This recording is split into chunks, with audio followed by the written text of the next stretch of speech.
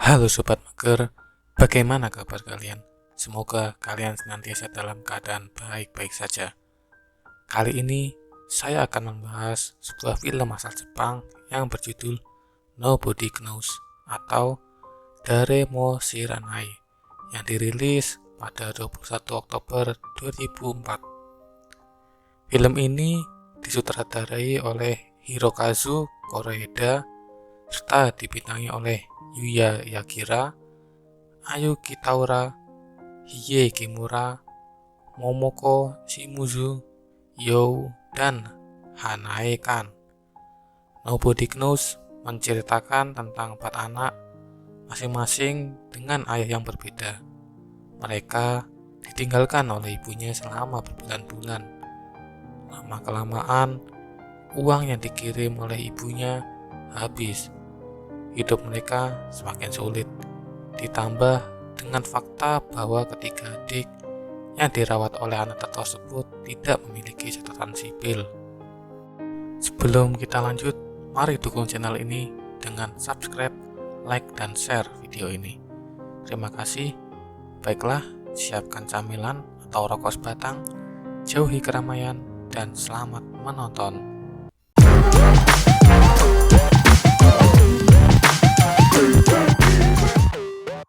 Film dimulai dengan Fukushima Keiko, seorang single parent yang pindah ke apartemen barunya bersama anak sulungnya berusia 12 tahun bernama Akira. Mereka kemudian menyapa pemilik apartemen dan ibunya memperkenalkan Akira sebagai anak sematawayangnya. Keiko berusaha menyembunyikan fakta bahwa ia mempunyai anak selain Akira. Namun, saat memindahkan barang-barang mereka, ternyata ada 2 anak lagi yang disembunyikan di dalam 2 koper besar. Mereka adalah Shigeru dan Yuki. Anak yang satunya lagi bernama Kyoko, yang dijemput oleh Akira di sebuah stasiun pada malam hari. Mereka berdua kemudian menyelinap masuk ke apartemen.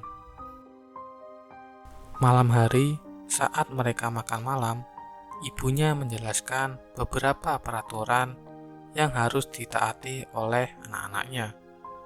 Tidak boleh ada yang pergi keluar selain Akira, dan tidak boleh berbicara keras serta membuat kegaduhan. Ibunya tidak ingin hal serupa terjadi seperti di apartemennya yang dulu, bahwa mereka diusir.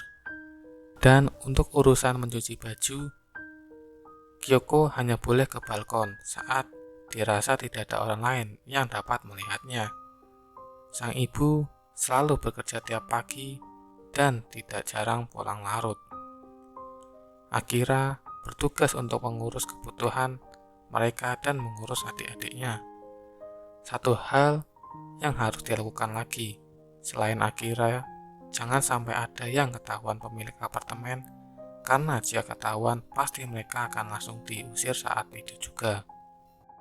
Pada pagi hari, sebelum ibunya berangkat kerja, ia bermain dulu bersama anak-anaknya. Ia merapikan rambut kedua anak perempuannya.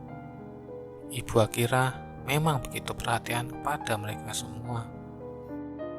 Di berikutnya, ibu mereka pergi dan meninggalkan catatan serta sejumlah uang untuk Akira dan memintanya menjaga adik-adiknya karena ibunya akan pergi untuk sementara waktu. Akira yang dimintai tolong itu kemudian menjelaskan pada adik-adiknya bahwa ibunya pergi untuk sementara waktu karena ada urusan pekerjaan. Ketika uang yang dipegang Akira mulai menipis, ia mendatangi ayah dari masing-masing anak dan berharap mendapatkan sedikit uang. Hari demi hari pun sudah berlalu. Sudah sebulan lebih ibunya tidak pulang, tapi mereka semua bukanlah seorang anak yang mudah menangis ketika ibunya pergi. Suatu hari, Akira belajar, sedangkan Kyoko membacakan dongeng untuk kedua adiknya. Tiba-tiba, ibu mereka kembali sambil membawa banyak hadiah untuk anak-anaknya. Namun, itu tidak bertahan lama. Sore harinya, Akira pun mengantar ibunya ke stasiun. Di perjalanan, Akira menanyakan kepada ibunya kapan ibunya akan menjelaskan keadaan mereka ke kekasih barunya.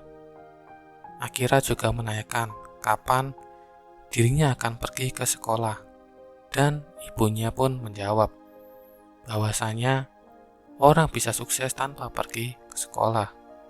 Setelah itu, ibunya pun pergi meninggalkan anaknya dan menjanjikan akan mengirim sejumlah uang dan pulang saat malam Natal.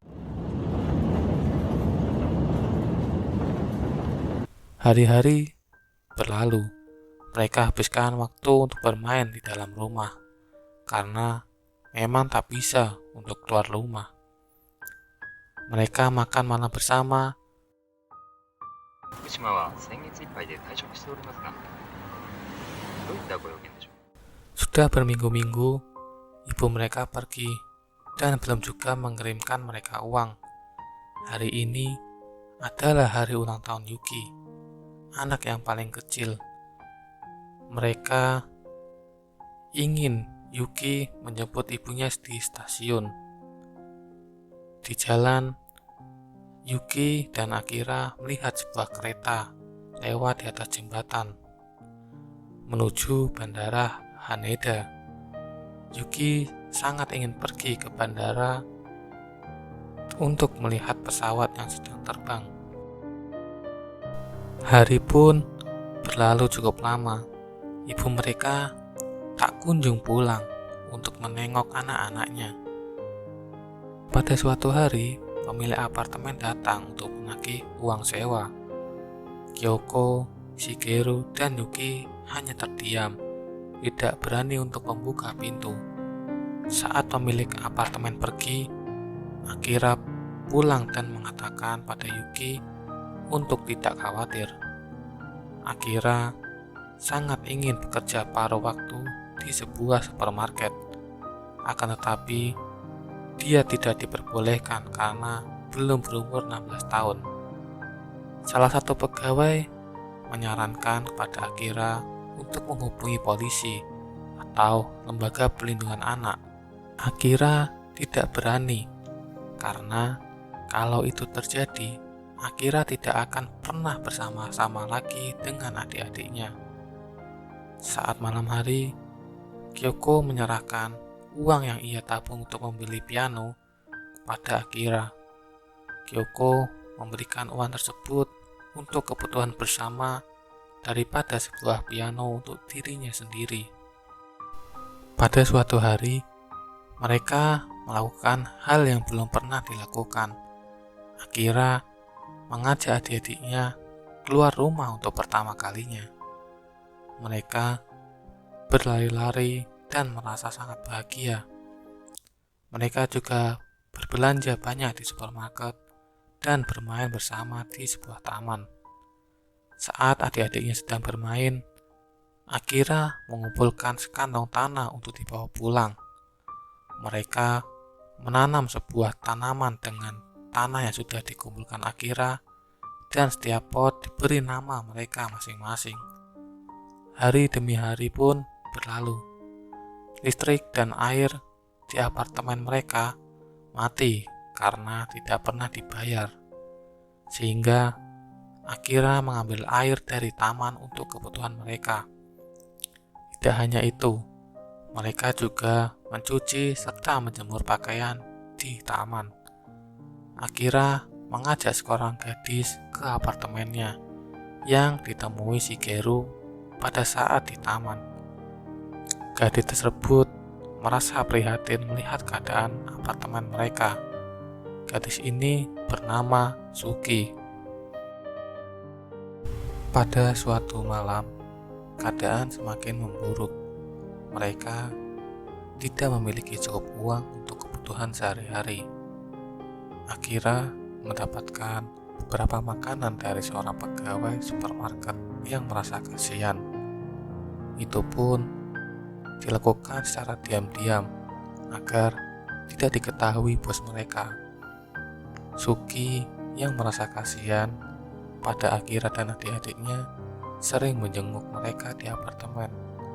Dan suatu hari, tiba-tiba pemilik apartemen datang untuk menagih uang sewa. Suki pun berinisiatif untuk membantu Akira. Suki rela menemani om-om hidung belang untuk bercocok tanam agar bisa mendapatkan jumlah uang. Setelah selesai bercocok tanam dan mendapatkan uang, Suki langsung memberikan semua uangnya pada Akira. Namun, Akira menolak, lalu pergi lari meninggalkan Suki. Pada pagi hari, Shigeru sangat kelaparan, sehingga ia memakan kertas untuk menahan rasa lapar. Dengan sedikit uang yang ada, Akira langsung pergi membelikan makanan untuk Shigeru dan adik-adiknya. Semenjak kejadian itu, Suki belum pernah datang lagi ke apartemen untuk menjenguk. Shigeru makan dengan sangat pelan agar makanannya tidak cepat habis. Di hari berikutnya, keadaan mereka sudah sangat buruk. Tanaman menjulang tinggi dan sangat subur. Akan tetapi, tanaman itu tidak bisa dimasak untuk dimakan. Akira pun ingin menjual beberapa baju milik ibunya. Akan tetapi, Kyoko mencegah dan mengurung dirinya sendiri di lemari bersama baju ibunya. Akira pun pergi. Sampai di sebuah sekolah, ia diajak seorang guru untuk mengikuti kegiatan olahraga. Walaupun dalam keadaan sangat lapar, Akira sangat bersemangat karena bisa merasakan indahnya bersekolah.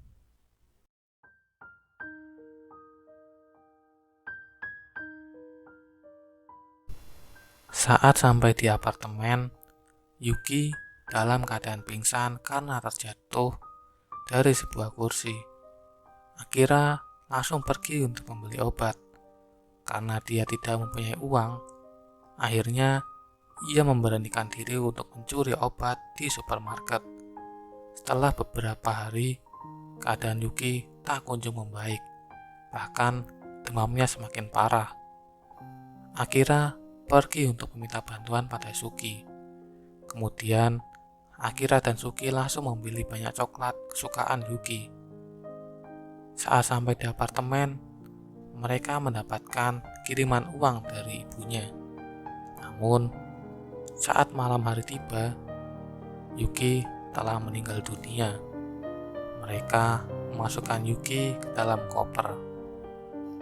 Akira dan Suki membawa jenazah Yuki ke sebuah bandara dengan menaiki kereta. Seumur hidupnya, Yuki sangat ingin pergi ke bandara. Mereka menguburkan jenazah Yuki di sana agar Yuki bisa terus melihat pesawat-pesawat terbang yang pergi dan datang. Hari demi hari pun berjalan seperti biasanya dan keadaan mulai normal. Akira, Suki, Kyoko, dan Shigeru hidup bersama. Film pun selesai. Terima kasih pada teman-teman yang sudah menonton video sampai akhir. Jangan lupa klik tombol subscribe, nyalakan lonceng notifikasi, dan juga like video ini. Baiklah, banyak salah kata dari saya mohon maaf. Sampai berjumpa di video selanjutnya. See you.